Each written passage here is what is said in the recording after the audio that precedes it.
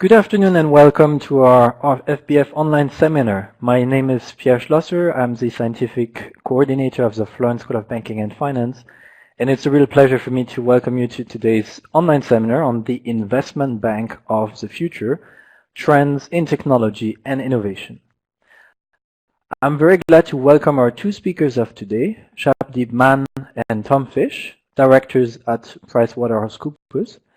Shabdeep, Tom, good morning. You're live streaming from London. I'd like also to thank my colleague Jan, who has prepared the seminar and is managing our online platform as we speak.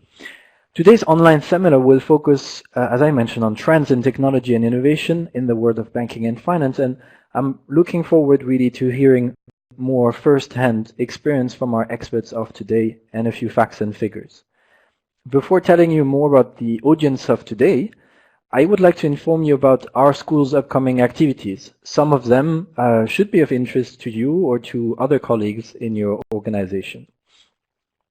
So I'm glad to first introduce you also to an ebook that we will launch tomorrow. The ebook is part of a series of ebooks that we've had since 2011, looking at the European financial architecture and infrastructure. And the one that we release tomorrow will be looking at extraterritoriality and financial infrastructures, the European safe assets, CACs, and sovereign debt restructuring. And it actually follows from a great conference we had on this in Florence in spring. You will be able to download it for free from our website from tomorrow morning, so put yourself a reminder if you can and have a look tomorrow. In terms of our training activities, as you may know, the school, since its creation, has been training more than 2,300 participants coming from 70 countries and a variety of organizational backgrounds. Trained institutions, to name a few examples, include the Bank of Spain, the Central Bank of Ireland, the ECB, the Bank of Korea, the Reserve Bank of South Africa, the Portuguese Financial Markets Authority. Looking ahead, we have a series of courses which are lined up over the next months. We'll have, for example, a quantitative course on valuation in derivative markets with Professor McDonald from Kellogg School of Management in the US. And also the course will be taught also by Fabrizio Planta from ESMA, and that will be on the 9th to the 11th of October, so very soon here in Florence. To stay on topic, we'll also have a course on fintech in November with Professor Philippe Pech from the LSE and several senior policymakers from agencies and institutions who are part of our advisory council. This course is now fully booked, but I'm sure that next year we'll have also activities on fintech that will be of relevance to you. And finally, we'll close 2019 with a course on forecasting for banking using time series method with Massimiliano Marcellino from Bocconi University in Milan. As a general recommendation, do not wait too long to register for our courses. As you can see, several of them already fully booked. So enough on the courses. You can find more details on our activities on our website, but also since a few months on LinkedIn. So I'd recommend you, if you'd like to hear more about what we do at the school, listen to some occasional podcasts, you can go on our LinkedIn page. And that's always a very good way to keep track of what's happening at the school, both on the training side, but also on the policy debate side. Okay, so I think it's time to thank you all for your patience, to introduce you to one another, because you don't see each other. So let me say that today you are around 80 participants coming from 49 countries, so that's quite a good diversity. We're very glad to count on several members and participants from the ECB, from ESMA, from the Commission, from the Austrian Financial Markets Authority, as well as from other central banks throughout the world and authorities, consultancies, and private banks. But of course, let me also welcome all the remaining participants from the other organizations which are not listed here. I'm thinking, for example, of the Reserve Bank of New Zealand, the Dubai Financial Service Authority, and the Ministry of Finance of Ghana, for example. In terms of profiles, so you have 40% of you are women and 60% are men. You have almost 9 years of professional experience on average. This time we have a lower share of economists because 37% of you are trained economists, 29% are lawyers, and 16% have a background in business. Lastly, 70% of you have a master's degree, while 21% of you have a PhD and 11% have a bachelor degree. So I will not drag this longer. I think it's time to start. For that, as always, our seminar will be structured in the following way.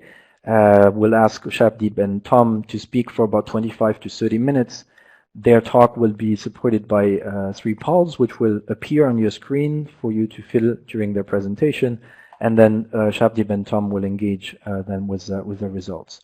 Following their presentation, we'll open up the Q&A session, where you guys will have a chance to write your questions or comments in the chat box that will appear at the bottom of your screen. I'll give a heads up before so that you have a bit of time to prepare your comments, or if you have a burning question, feel free to put it on the chat box as soon as you have it after the presentation from our colleagues from PwC. So I'll stop here and leave the floor to London. I can see that Tom is already there. Good morning, Tom. And I will give also the chance to Tom and Shabdeep to say hello.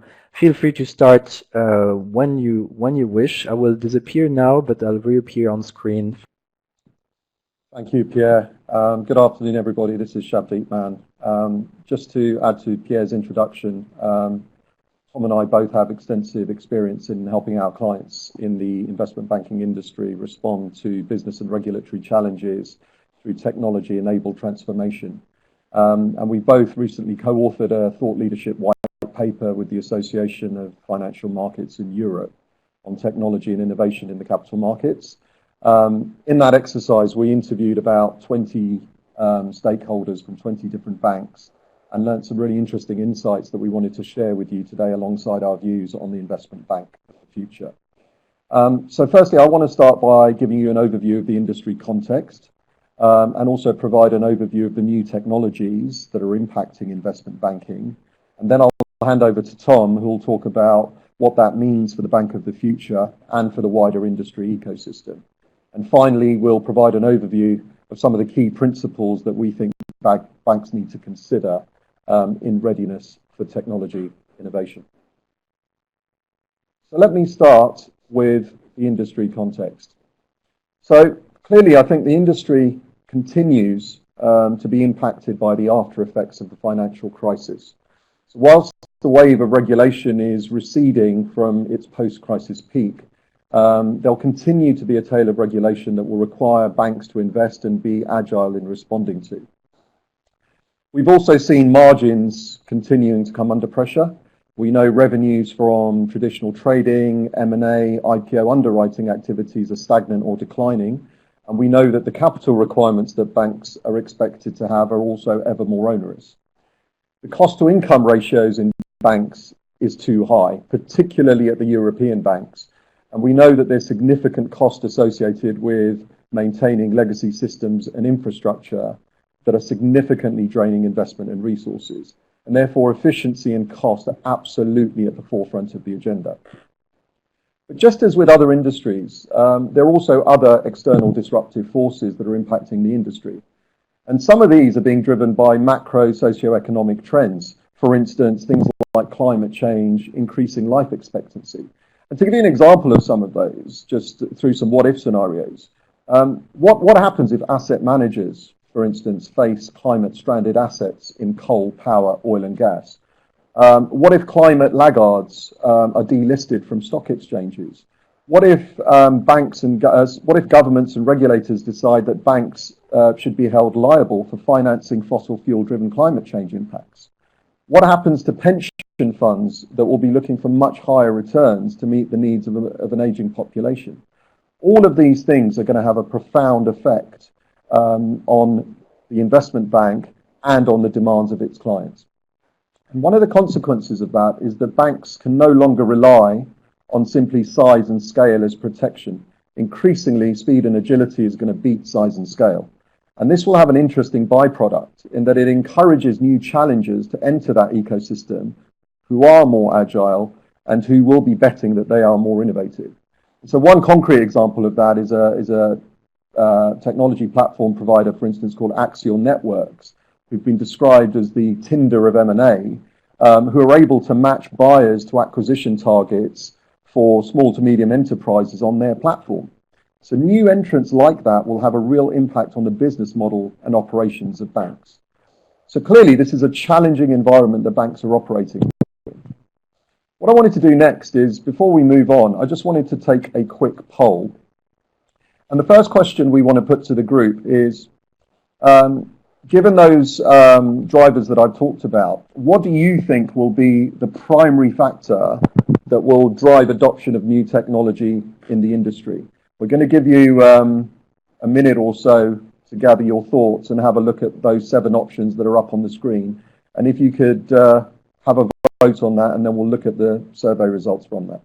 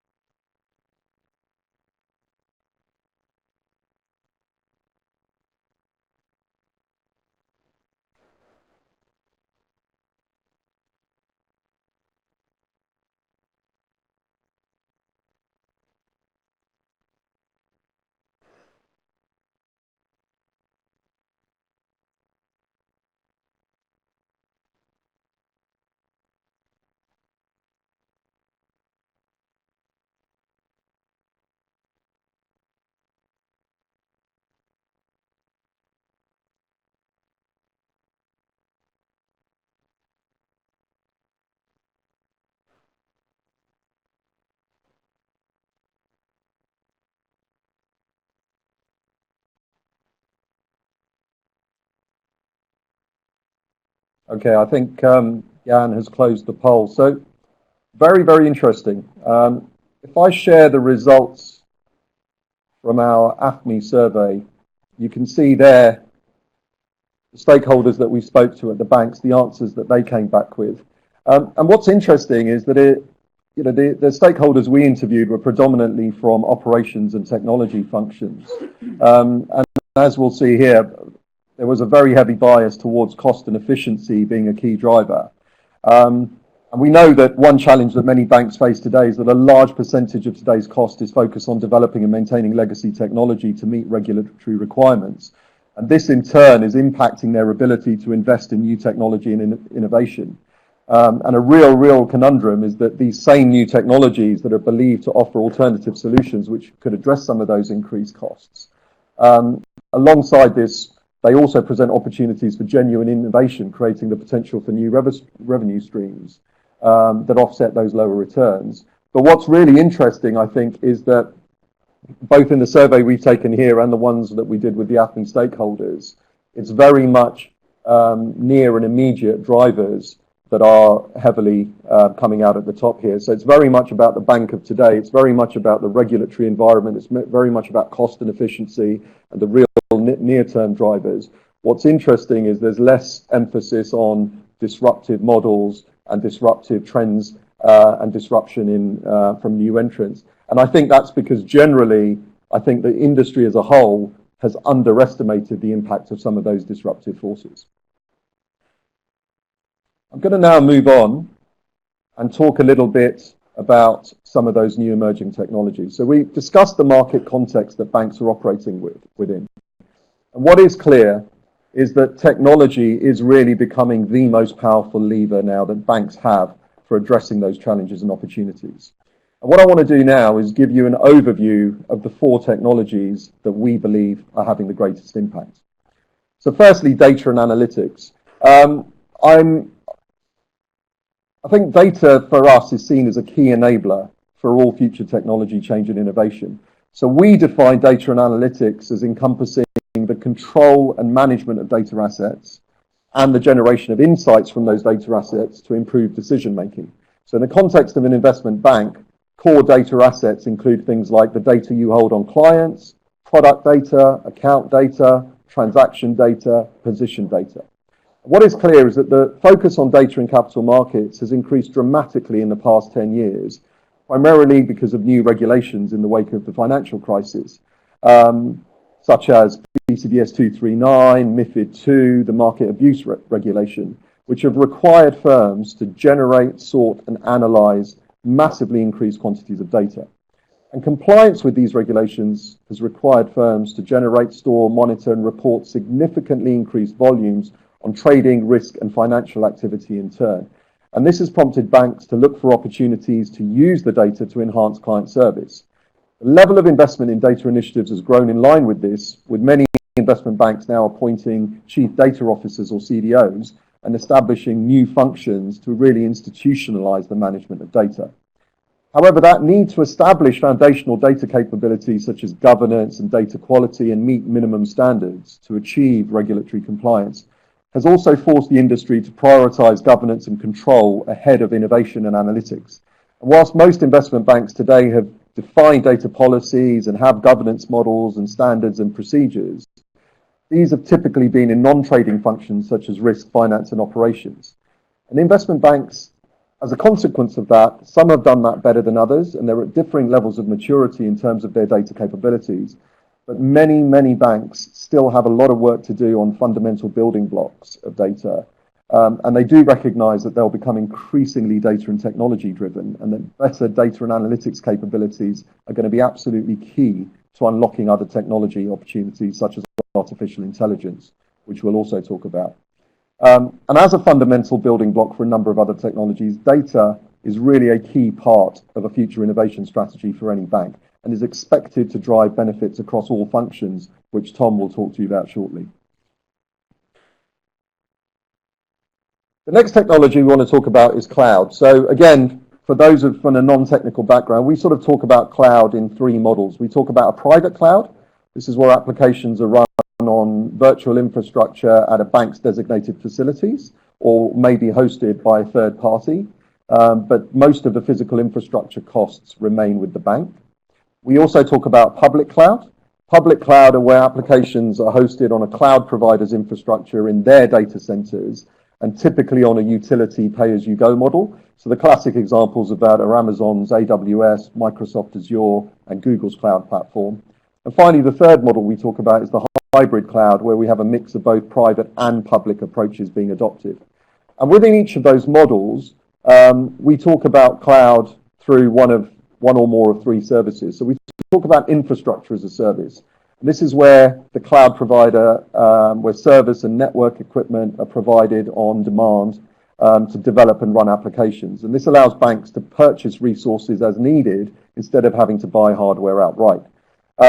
Another model is platform as a service. This is where software components such as operating systems or databases are provided on demand, and then banks can deploy their own applications onto those platforms. And then the final model is what we call SaaS, software as a service, where effectively these are standardized applications that are hosted, managed, and provided on a subscription basis by a cloud vendor. And these are typically run directly through a web browser, don't require any downloads or installations, and are completely externally managed. And an obvious example of that is Salesforce for customer relationship management, for instance.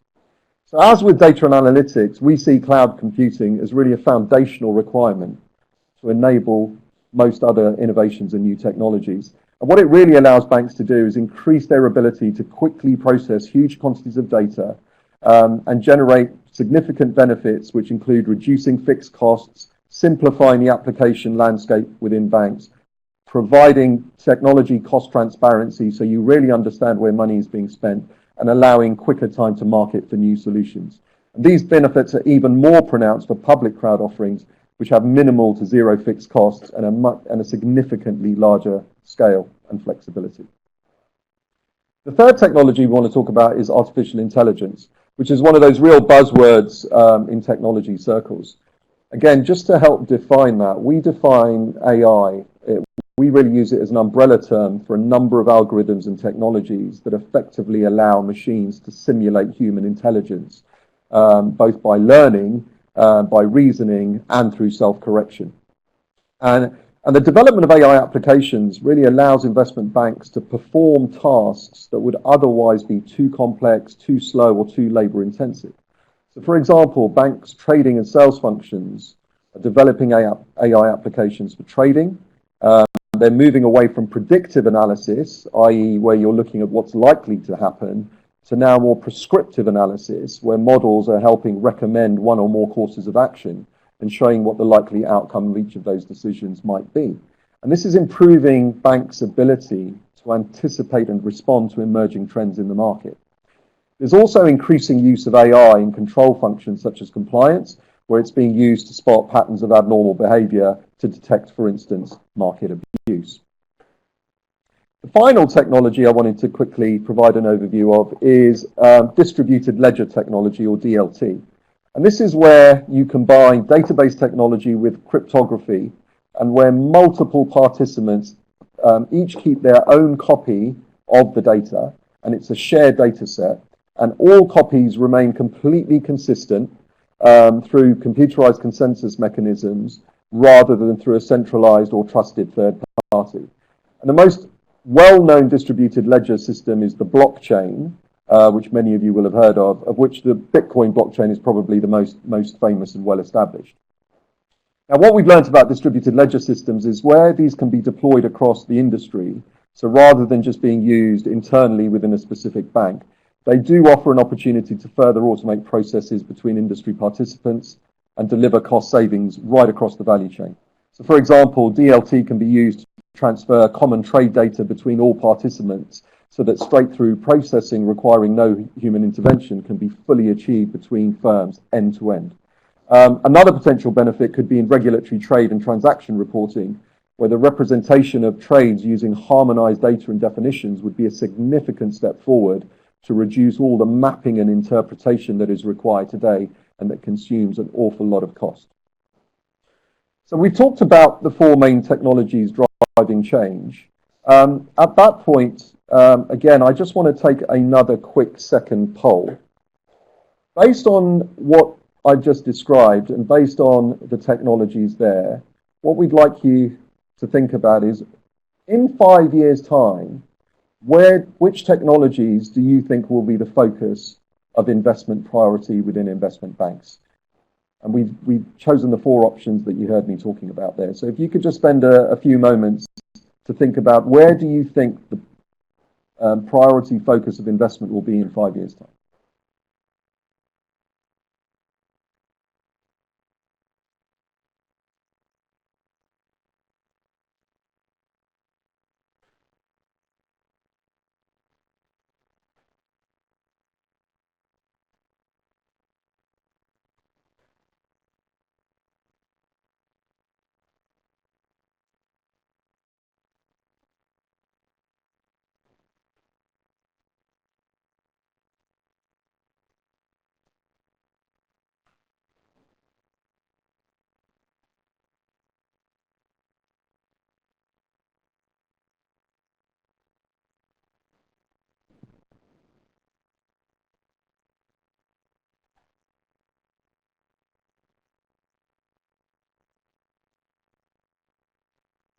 Thank you. I see that the poll is now closed. Again, very interesting. So what we identified through our survey and interactions with the banks that, whilst data and analytics and AI will be less of an implementation focus longer term, investment will remain high and is expected to increase because of the fact that because of their importance as enablers for further change and future innovation.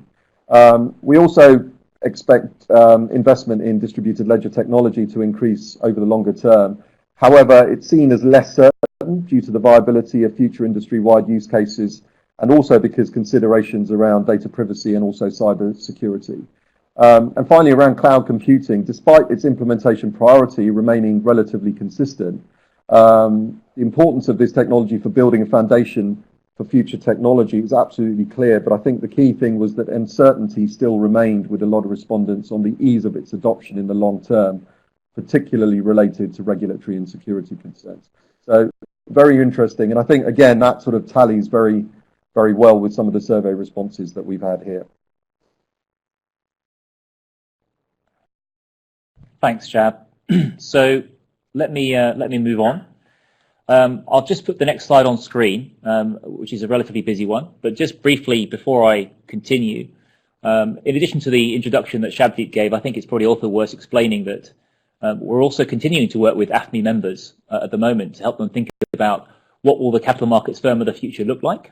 And I think that's absolutely relevant for the next couple of slides, where we're going to step you through what we believe the implications are of the trends that Shabdeep has walked you through and the different technologies through the conversations we've had with the AFME members globally, and then thinking about further forward, what are then the implications with respect to other drivers in the industry, including the broader ecosystem and other market participants such as the regulators. So firstly then, just talking specifically about this slide, we've represented the end-to-end value chain across investment banking here. And if I could briefly step you through the four sort of main areas. If you think firstly about front office, so how is front office going to be different? How is it going to be impacted as a result of technology? So as Shabdeep mentioned, we're expecting significant automation of sales and trading. We're already seeing a lot of deployment of decision support systems, leveraging machine learning or artificial intelligence, the shift from predictive modeling to prescriptive modeling based on cloud-based tools. We expect will absolutely increase. You'll see the use of increased use of non-traditional data sources.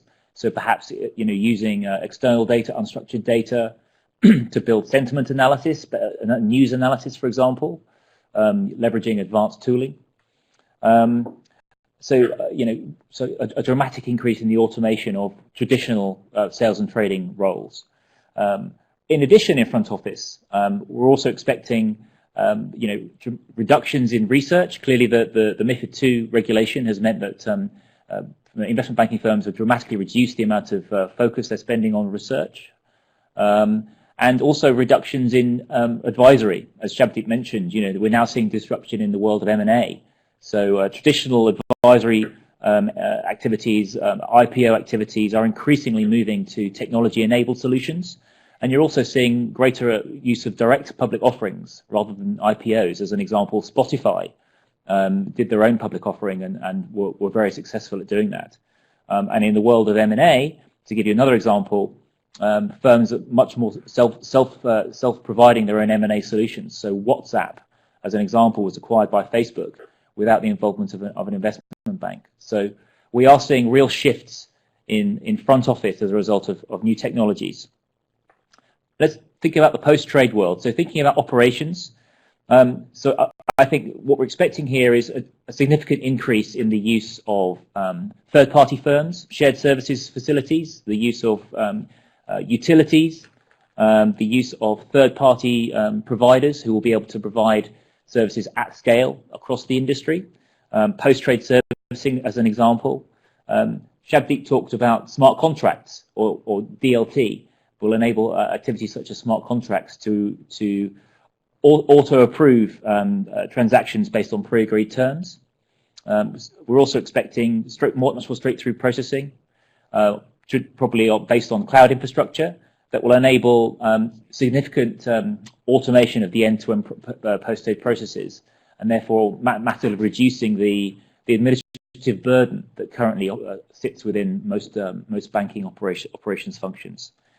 There's also an interesting trend that we're expecting some larger banks, probably the universal banks, may also choose to actually become the platform for other industry participants. They may view their in-house capabilities, scale and depth as platforms that they can then outsource to other banks and actually become a revenue stream for themselves in terms of becoming the platform for other providers and maximizing economies of scale. There's very few banks at that scale these days, but that may well be another model that some of the genuinely large US banks, for example, choose to move to. Thinking about risk compliance and finance, the support and control functions, clearly these are now areas of focus around cost reduction, but whilst at the same time, how do they address the new challenges that exist in terms of new risks that are in the industry, adapting to the ongoing regulatory burden. So what we're seeing here is we're expecting a significant increase in the use of advanced analytics to build new insights. We're expecting increased uses of artificial intelligence modeling, for example, for the purposes of creating challenger models or more predictive models around changes to risk profiles, to optimize the use of financial resources, for example, capital resources, liquidity resources, and funding around how banks structure their balance sheet. And we're also expecting greater use of artificial intelligence tooling for areas such as KYC, know your customer, or client onboarding, or analysis of financial crime, as an example. And those are use cases we're already seeing across the industry. I think an interesting point as well is in terms of regulatory interfaces and interactions, we are already seeing moves from regulators to build direct pipelines through to regulators to enable the access of regulators directly into the bank's data, to provide regulators with granular access to their own data. We've seen initiatives through the Monetary Authority of Singapore around agreeing a standard data model for regulatory reporting. We've seen initiatives in Europe with the ECB around, for example, the BIRD initiative, which is building a standardized data model for regulatory reporting. And you're also seeing initiatives with the FCA in the UK, who have run sort of tech sprints to think about how can we establish more standardized mechanisms to facilitate lower cost regulatory reporting across the industry going forward. So I think future state are expecting a significant increase in the connectivity between regulators and banks. Finally, technology. How do we think technology functions will change? So I think what's clear is that technology functions we expect will be a lot thinner. I think we're expecting there'll be increasingly blurred lines between what has traditionally sat in IT functions and in the business.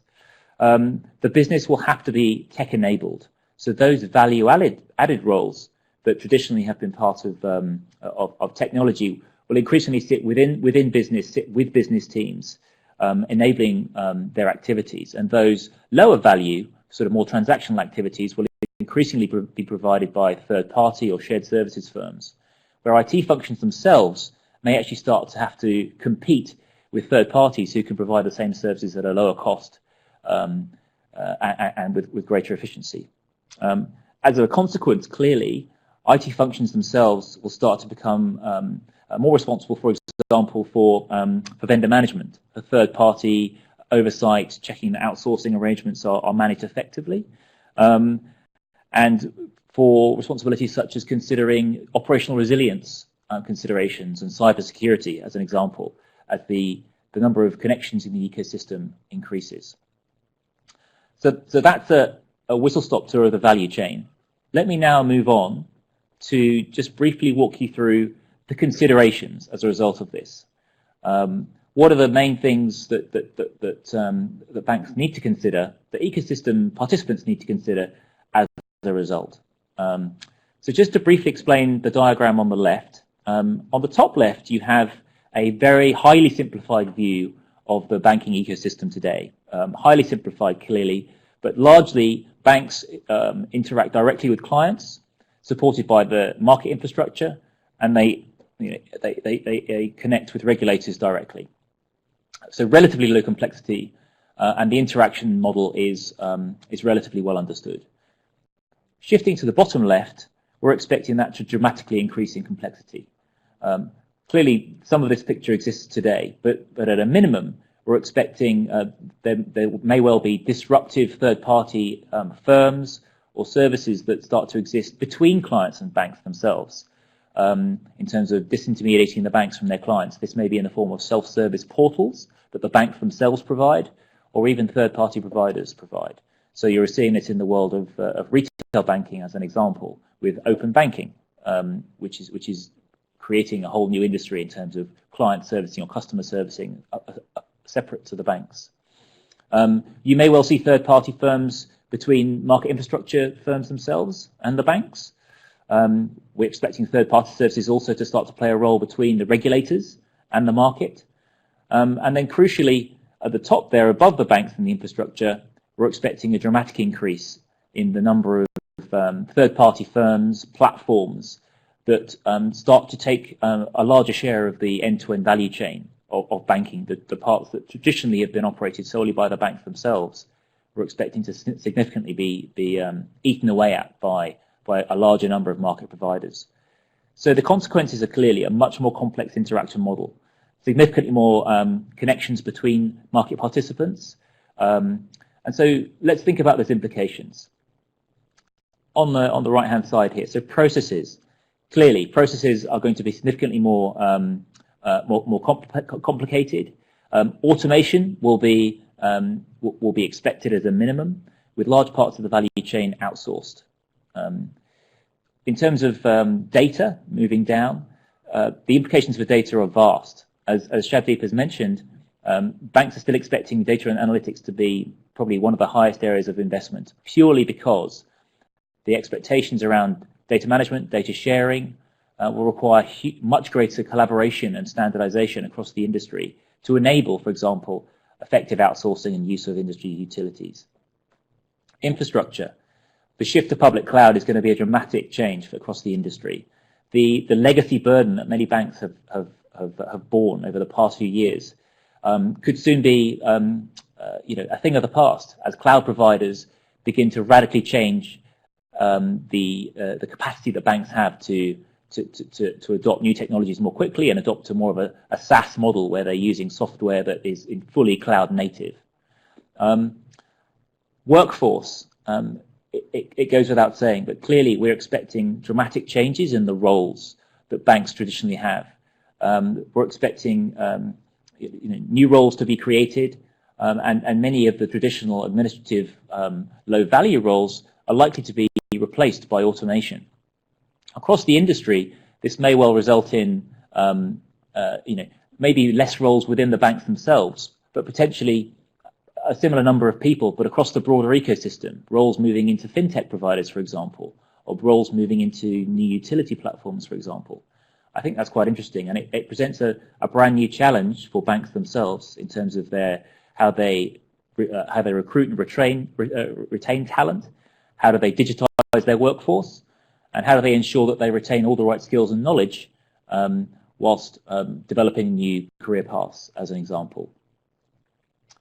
In terms of the regional global implications, clearly the shift to a more global economy is with us. The rise of China and Asia as significant new forces in the industry already there.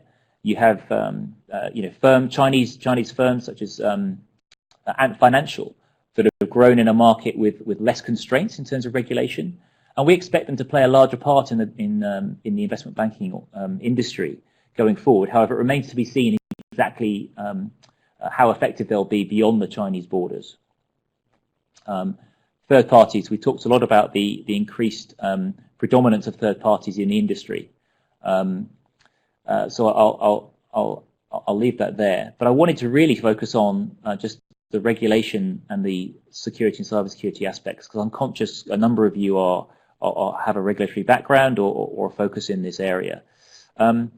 There's a number of consequences for regulators and for regulation as a result of these changes that we've been describing. I think there's some things in terms of regulators will need to consider the role they play going forward in terms of both providing the right level of supervision and oversight to ensure that that they're maintaining harmony across the industry and that they're maintaining the right level of trust in the system. Particularly thinking about how they will regulate the non-bank participants in this broader and more diverse ecosystem. They don't want to restrict innovation, clearly, but they need to ensure there's an effective balance with the right level of control. And I think our view is that regulators will play a really important role in building awareness across the industry of the opportunities that new technologies present, and also educating the industry on the impact that these new technologies may have, and how to best maximize their use whilst retaining control. And in control, clearly I'm referring to the risks that are present around security and cyber security. Two other interesting perspectives on the role of regulation and considerations. The first one is around ethics. So a new consideration in the world of advanced data analytics and using unstructured, non-traditional data sources such as news sentiment or social media analysis is firms will need to be more aware of their controls around the ethics of how they're using data and what they're using data for. So data ethics, I think, is a new discipline that needs to be considered, and indeed is already the topic of intense debate, I know, across a number of industry bodies. The second area, again, is already well understood, but relates to the use of artificial intelligence modeling to autonomously make decisions, or to autonomously execute trades, as an example, still retains a major concern across the industry, as you would expect, particularly in relation to the use of what are known as black box models. So models where the rationale for the decision, or for the mechanism of the calculation that's been undertaken, is not easily explained or not clear. There will be an increased responsibility in the industry, and regulators will need to enable this to ensure that there's still a level of transparency, auditability, and explainability around the use of advanced machine learning and artificial intelligence solutions that, again, present new challenges for the industry. Right, so I've been talking for a while there, and thanks for bearing with me. I think we'd like to now run our third and final poll, which specifically relates to the value chain. And I'd like just to get your thoughts on which part of the value chain, thinking about those four main blocks, do you think will have the greatest impact from new technologies?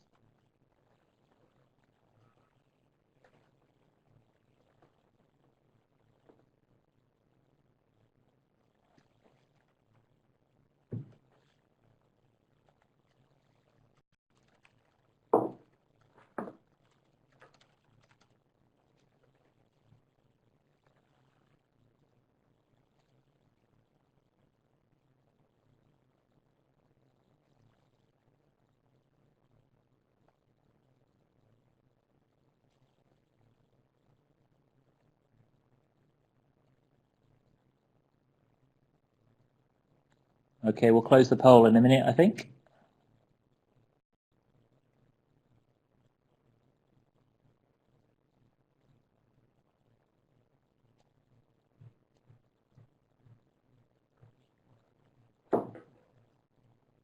Okay, I think we're nearly there. Any last votes?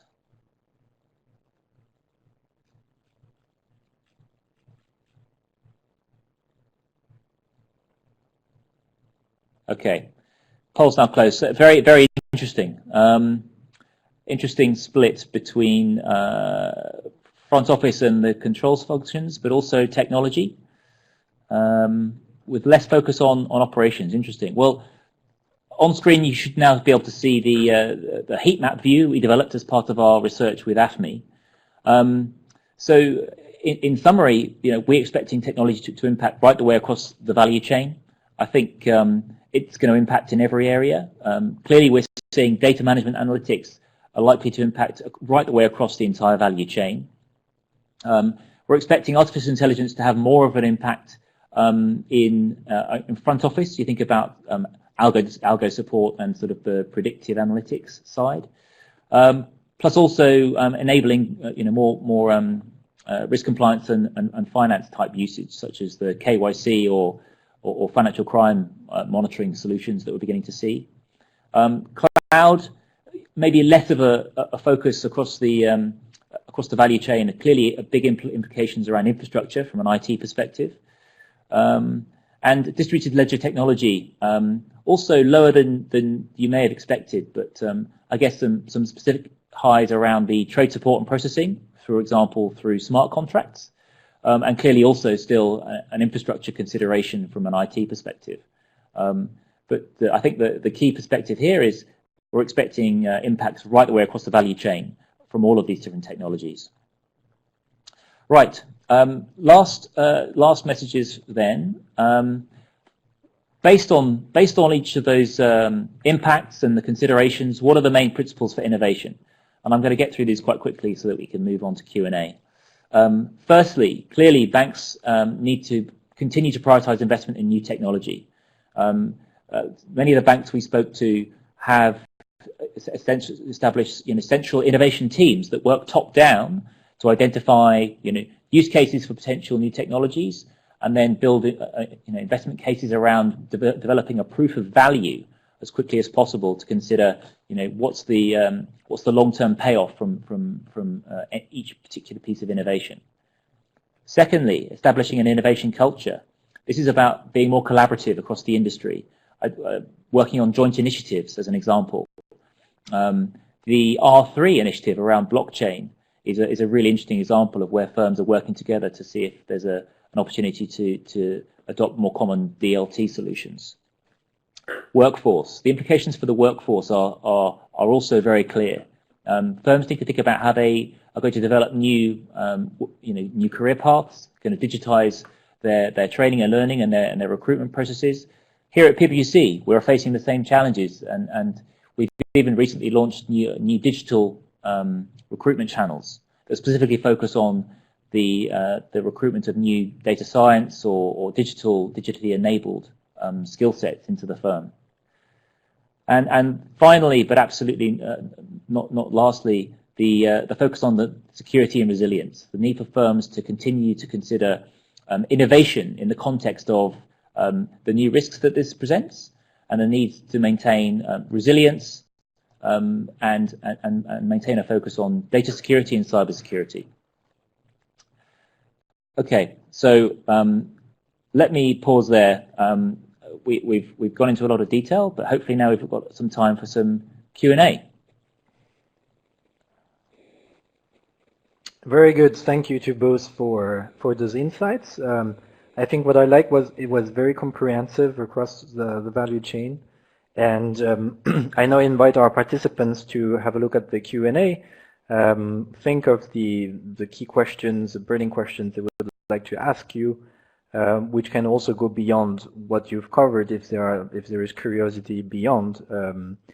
What I found interesting was when you put the graph on the future banking ecosystem as you imagine it, and I wanted to ask you whether, when talking actually to our children and grandchildren in decades, maybe they were asked what was a bank in the first place. So you can wonder how they're going to look at the functions, the separate functions that banks provide. And you could imagine that you could have an app for payment, as you can see, and that would be one box, one function, and an app for investment, asset management. Let's say, what do they do with their savings? But there wouldn't be any need to go beyond that. No, so the interaction would stop there in their phones. So, have you brainstormed on this? Would you like to share your thoughts and how you see the future on this aspect before then we go into questions? Yeah, absolutely. I mean, let me give my view, and Shabdeep may also want to chip in. But I think what's interesting, as you mentioned, is I think in the future we're not expecting the core function of a bank to change dramatically. Banks exist to match sort of personal or corporate institutional investors with effective places to put their cash, to put their money. I do not see that changing. Investors will continue to want good returns for their funds and sustainable returns for their funds. And I think that core function of banking won't change. I think the services that banks provide today will absolutely change. And as we've talked about, as you said, there may well be apps providing many of these services in future, both at the front end with clients and at the back end with regulators and market infrastructure and the broader ecosystem. But I don't think the banks themselves will dramatically change. But we don't have a crystal ball. It's always hard to predict these things accurately. But I think certainly in the next 10 to 15 years, at least. Yeah, just to add to that as well. I think Tom's right. A bank exists to capitalize businesses and provide liquidity. But I think what may change is actually the perception of banks in wider society. So I think what we are going to see increasingly, and we touched upon this a little bit earlier, is trust, hyper-transparency and trust. I think those are trends we are seeing. Again, macro socioeconomic. I think governments, regulators, etc., are going to want to see hyper-transparency around the functioning of banks, who they are financing, the types of businesses they are financing. And I think that will become a major focus, and using capitalization and financing as a way of effectively proxy regulating, proxy governing. I think that will change. So right now, banks, they're regulated, but they can pretty much finance anything that anybody they want. In the future, I think they'll be under much more scrutiny around where that money is actually being invested in and who it's going to. I definitely see. Okay. Thank you for that. So now we'll focus at the questions raised by our participants. I'd like to start with a question of Martin, who is asking what will be the key service investment banks provide in an AI DLT world?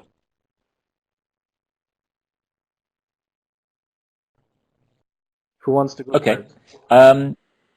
Let me take a stab.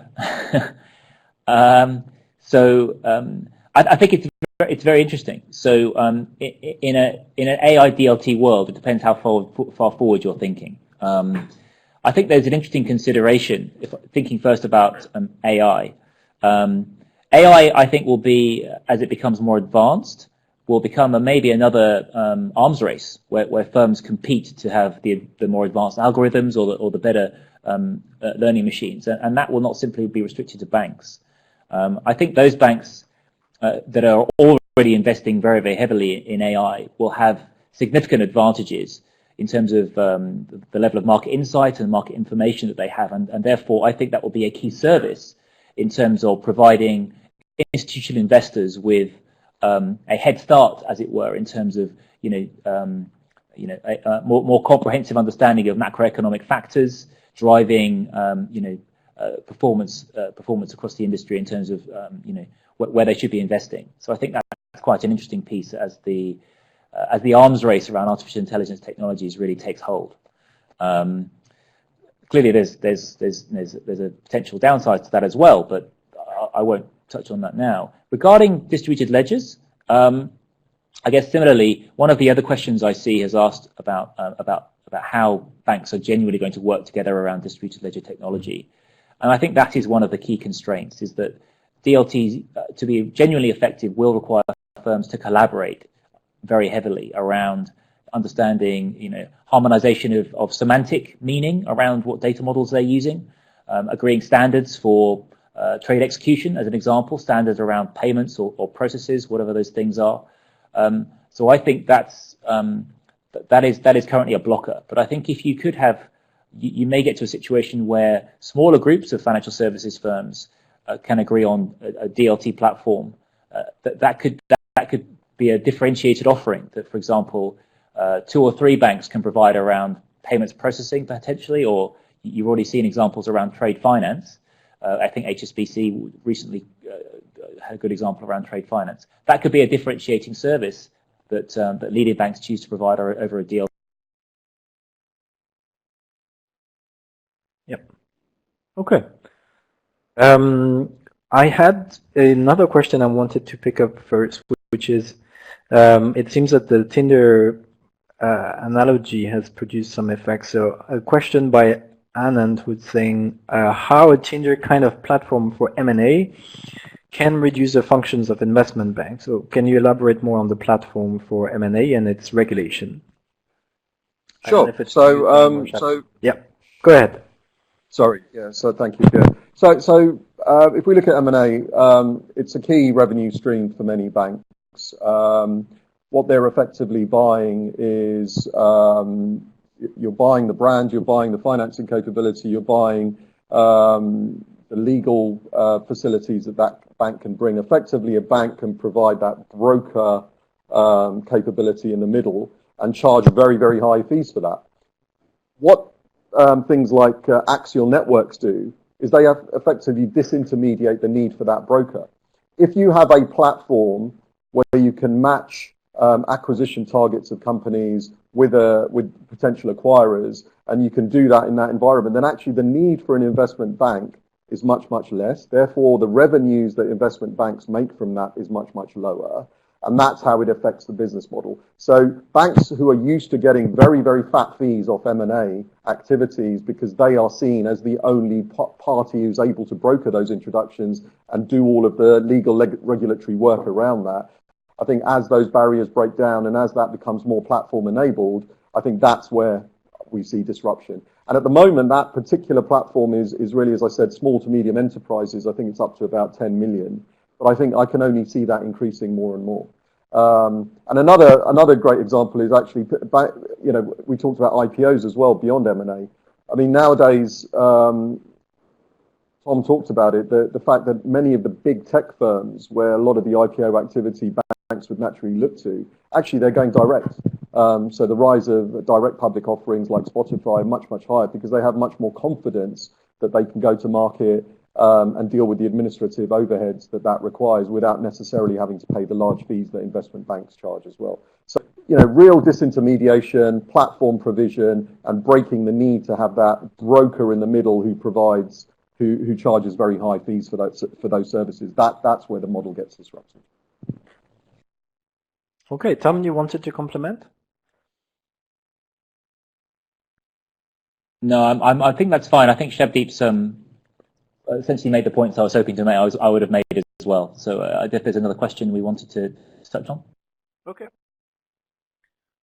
Of course, we're close to 2 p.m. Florence time, but if you have 5 more minutes, I think we could still try and pick up 2 or 3. One question which I found interesting, so we could have a separate, fully dedicated or 2 seminars on PSD2, but here comes a PSD2 question. How will investment banks take advantage from PSD2-based open banking with the mandatory sharing of current accounts info? Would you like to engage Tom or Shabdeep with that? I can start. I think PSD2 on its own, I mean, it's much more focused on the retail market. Yeah. And I'm personally not sure it's going to have a huge impact on the institutional and the wholesale side within investment banking. We know in retail, the provision of PSD2 actually has allowed new entrants to come into the market, aggregators who, Mint Financial, for instance. There are other providers who provide aggregation services across those accounts. I don't think that will radically change investment banking. What I think will happen, though, is the lessons learned from PSD2, the concept of open data, the concept of being able to share data through common formats and common standards across company boundaries. I think that is a principle and a model that the investment banks can learn from. Because as we talked about before, really the only way a lot of these technologies are going to become industry adopted and adopted industry-wide really is if you do have common standards, if you do have common protocols, if you do have common ways of storing and managing data. And I think the lessons from PSD2 about why that is useful will definitely be there. I'm not sure to what extent PSD2 on its own is going to have a massive impact, because I think that's impacting the retail world far more than the investment banking and wholesale world. That's my view. Okay, very good. I would like to give you a chance to engage with a question that you pick up. If it takes a bit of time to go through the questions, I'm happy to just ask you another one in the meantime. That I thought was interesting about culture. Yes, indeed, there was one. Back, somebody said, it's not just technical, but also cultural. Do you see major bottlenecks for investment banks in this regard? I think that's a really fascinating question. We talk about technology, we talk about innovation, we talk about disruption, but the reality is most banks are not set up to deal with innovation. They are set up to maintain the status quo. Many of the people who work within those banks understand current processes. I think there is a level of complacency within the industry that this is a heavily regulated industry. This is an industry where barriers to entry are very high, and therefore I think they've been less disrupted by new entrants as compared to, for instance, the retail banks. And I think it's going to take some new entrants coming in and shaking things up to get investment banks to change culturally. The problem in investment banks is they hire from the same talent pool. So they tend, investment banking professionals tend to move around between banks. That means you don't get fresh ideas coming in. Where banks have tried to recruit externally from Silicon Valley or from technology software houses, a term somebody used that I quite liked, it was like organ rejection. because these organizations culturally are not set up to innovate and be agile and invest in those things. They're much more used to dealing with regulation and control. They're much less used to dealing with innovation. And I think the only way you change that is two things. I think number one, you have to have the tone coming from the top. I think this has to be strategic. It can't be bottom up. You can't have pools of innovation within individual teams and functions without having a very clear tone from the top around investment, focusing investment, stopping spending money on the right things, diverting investment to the right things, and having a governance structure that really facilitates innovation. But you're absolutely right. That is a critical problem. I don't know how we solve it, but for me, the critical enabler for that is that the tone has to come from the top. You need CEOs and C-suite individuals who understand this and are ready to invest in these new areas. I think until that happens, innovation may well be at the edges.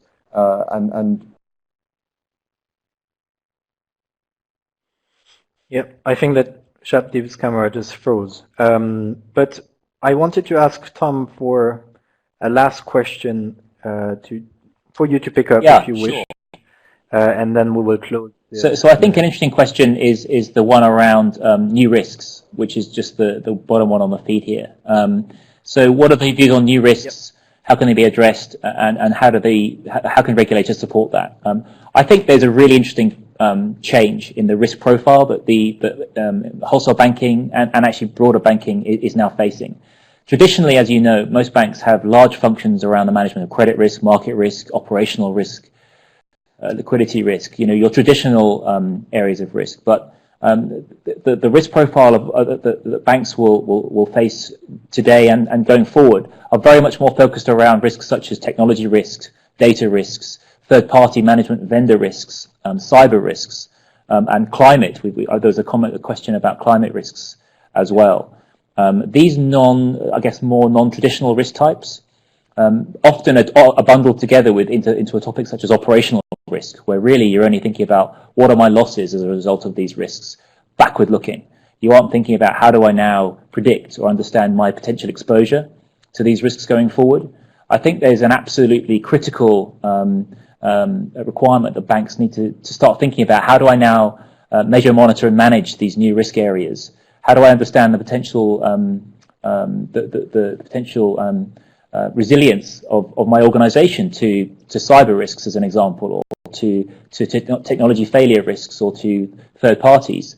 The use of third-party firms is an interesting question. So if a bank has largely outsourced a particular process, liability still sits with them. So if a trade fails, or if there are issues with a particular service, the bank is still liable to clients as a result of that, even if the service is outsourced.